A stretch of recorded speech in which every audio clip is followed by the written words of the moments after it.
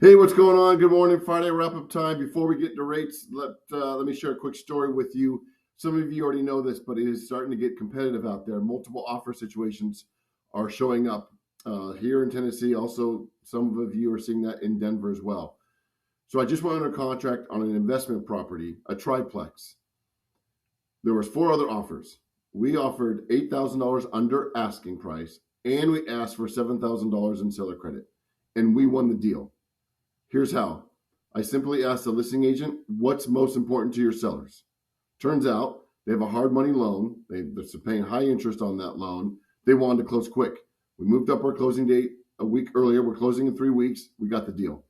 Make sure you're asking the right questions of these listing agents, especially as we head into the spring and we get back into multiple offer situations. Just a little nugget to take with you into the weekend when you start taking your buyers out. Interest rates, not doing much today. So we did get a revision of the CPI, the Consumer Pricing Index.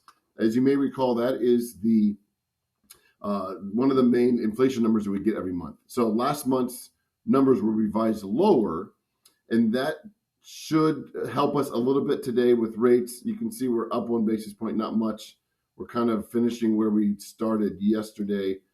So we'll see if we can get any momentum. 10-year Treasury, we're still above 4, still above 410. We want to get this lower as much as possible so we can get below. But we've got 1, 2, 3. You can look at this Fibonacci level, 4 layers of resistance to get this to go lower.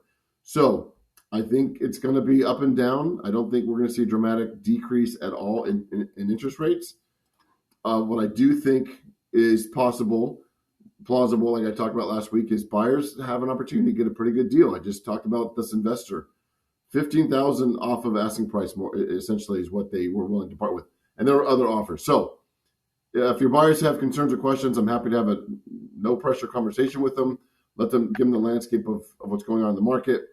Other than that, I will be around all weekend. Most importantly, starting at 5:30 on Sunday Central Time, 4:30 Mountain Time, I will be in front of the couch watching the 49ers. Try not to call me for the next 4 hours afterwards. I greatly appreciate it. But in all seriousness, if you need me, call me. Have a great weekend.